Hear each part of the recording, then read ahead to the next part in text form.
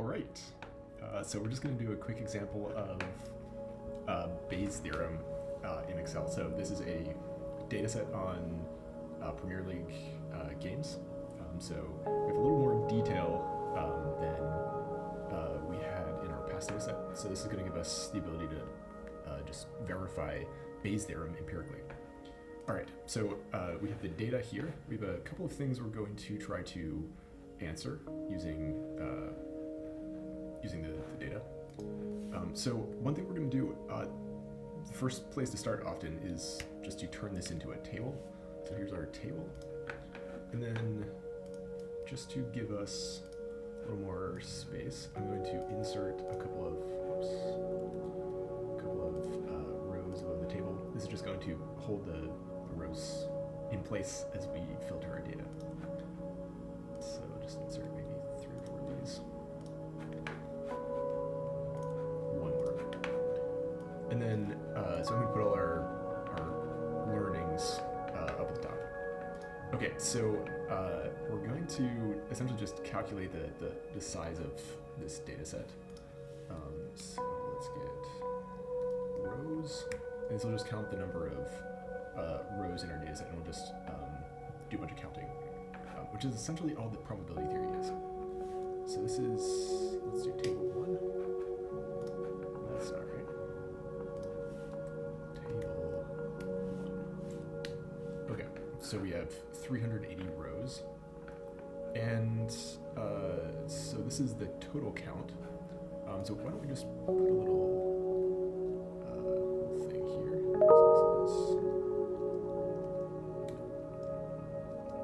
N is equal to 380. All right. So then we want to know how many of the games ended in a win for the home team. So each of these, when I say win, I'm saying home win. When I'm saying red, I'm saying home red. Okay, so this is, we're simply looking at the home team. So this number is representing all of the total games. So in each one of these games, there is a home team and an away team. So we're just going to look at all these games and calculate these probabilities essentially for the home team. Okay, so we have a couple of columns here. So we have full-time home goals. We have full-time away goals. So this is how many goals the home team scored, how many goals the away team scored. It gives us the result for the game. Is the away team winning? Is it a draw? Or is it the home team win? And then we have halftime, so the same thing for the home team, or same thing as the full time, but for the halftime. And then we have how many red cards and who's receiving them.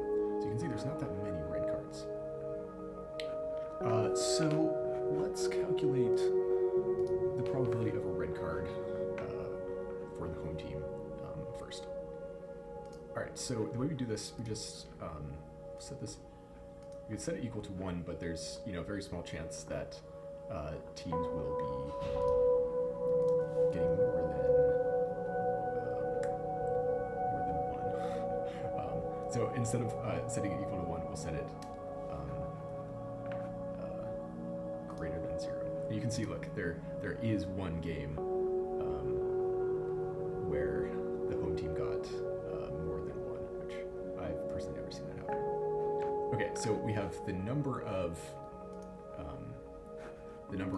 rows in the table. This is telling us the total number of rows, but it's not telling us how many rows are in the filtered data set. So set this equal to subtotal. So we'll set this equal to subtotal,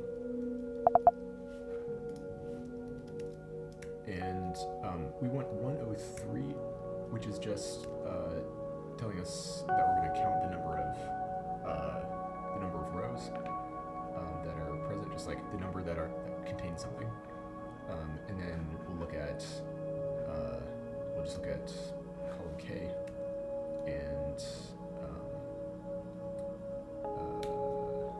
so it should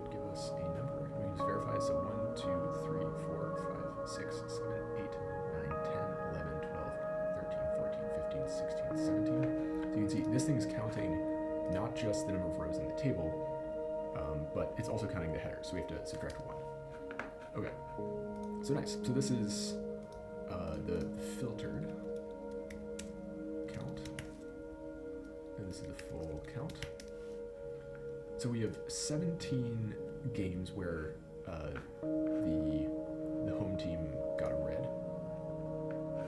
So we're going to take 17, so this is the number of home team games with a red card, and we will divide that by the total number of games. So this is 380.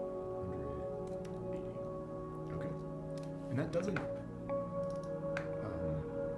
because this is just ready in text, it doesn't actually give us a number. So what we could do is just beside this thing spit out a number. So this is 17 divided by 380. So it's like roughly 4.5%. All right, nice. So this is the probability of the home team getting a red card. We also want the probability of the home team winning. So this thing, instead of filtering on home reds, we'll clear this out. And we will go to home team result. So we'll filter this thing, or full-time result. We'll filter this thing on home team. So this is just filtering the data so that we only see the games where the home team wins. Okay, so then we can come over here, take the count, which is 184, divide that by 380, which tells us the thing the math we're trying to do. I like to put this up here because we're going to come back to what each one of these numbers is doing. Okay, so then we have 184 divided by 380. So that tells us the home team wins pretty close to 50% of the time, and this includes draws. So draws tell us that we're not winning. So if we were to simply compare wins and losses, this would be a higher number because we'd be excluding the draws in the population. Okay, so this is a pretty good number for the home team. It tells us, almost certainly, we could check that we win more than we lose. All right, so then the next thing we're going to do is calculate the probability of winning and getting a red card. So we've already filtered the data on the home team winning, but now we want to know if we want to know the number of games where we won and got a red card. So we just go over to home reds, go in, click greater than 0, and this will tell us all of the times that the home team wins and got a red card. So again, probability theory is simply just counting all the things. Okay, so then we have a count of 4 for the filtered data, and then we divide that by the number of games in total. Okay, so we'll just put that here. We have equals, so it's 4 over 380. So this is really a very small number, 1%, and you can sort of see why. If you get a red card, it's terrible for your chances of winning because you lose a player. Okay.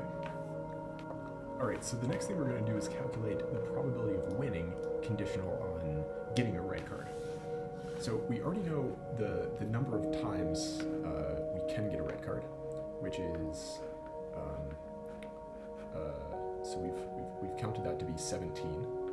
So what we have to do is look at to calculate the probability of winning conditional on getting a red card is the number of times we win and get a red card. So we're in a red card game, and but we win. So this is 4, and then we've already calculated the probability of getting a red card. So the number of games that we actually get a red card, and that is 17. I've already calculated that thing. Okay, so this is just the number of red cards. We're not looking at the entire sample, which is 380. We're looking at the subsample that have red cards in them. That's what that conditionality means. We're dividing the number by 17. So this thing just comes out to be 4 divided by 17. So that's like a 24%. Now, these two things look very similar, but in reality, they're actually fundamentally different. What this probability is telling us, the conditional probability of getting a red card in a winning game, is telling us we're going to look at the games where we won and then count up the number of games that we won that have red cards. So these two things are very different. The number of games we win is given by this. We have 184. That's the number of games that we win. So among those games, how many did we get a red card? Well, we know what that number is. That's already calculated here. The probability of winning and getting a red card. So there are 4 games in total where we both win and get a red card. So that's 4. So we have 4 divided by 184. So on top is the number of games where we win and get a red card.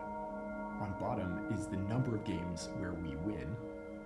So the probability of winning conditional on getting a red card, the probability of getting a red card conditional on winning is equal to this ratio. On top, we have the number of games where we win. On bottom, we have the number of winning games. Okay, and this thing is a much smaller number. So this is 0, don't know what this fraction actually is. So we'll ask Excel to do the math for us. So that's 2%, a much smaller number than this one. So even though we win about a quarter of the time when we get a red card, the number of winning games where we get a red card is much lower. So these things tell us very different things, even though the sort of the math looks very similar. Okay, so what I want this to demonstrate to you is that first off, the things we're doing when we calculate these probabilities is really just counting, and we're counting in different ways. The conditionality, when we say let's condition on being in a red card game, we're looking at only the games where we actually get a red card. So we count that, we use that as the denominator. In the numerator, then among those games, we recount the number of games that we've actually won. So that's how we work with conditionalities. The joint probabilities, so these are conditionals in the top two. These are just total probabilities in the third and fourth row. And then in this bottom row is the probability, the joint probability of these two events happening simultaneously. Okay, so then what Bayes' rule tells us is that the probability of winning conditional on getting a red is equal to the probability of winning and getting a red times the probability of divided by the probability of. So what Bayes' theorem is telling us is that the probability of winning conditional on getting a red is equal to the probability of winning and getting a red divided by the probability of getting a red. So we want to look at all of the games where we get a red, and then we look at the subset where we're getting a win as well. Okay, so this thing comes out to be this ratio here. So I'm going to write this, actually just continue writing this out. So this is, for the first one, the probability of winning and getting a red, that's 4 divided by 380. And then we have to multiply that thing by the divide that thing, well, we'll multiply it by the reciprocal. So we multiply it by the reciprocal of the probability of getting a red. So this is, the probability of getting a red is 17 divided by 380, but we're doing the reciprocal. So this is 380 divided by 17, right? So we're just dividing, we're dividing by the probability of getting red, just multiplying by its reciprocal. Okay, and then this thing, I'm just going to enter and we can take a look at it. This thing is simply you can see the 380 cancels out in both of these. So all we're left with is 4 divided by 17. So you can check my math, but this is just simple multiplication of fractions, and that turns out to be exactly what we're looking for. So we've verified it in one way, looking at the conditional probabilities, but we've also applied Bayes' theorem to do it this way. And we've checked it both empirically and using our laws of probability. Okay, it's powerful stuff. I'll see you in the next one.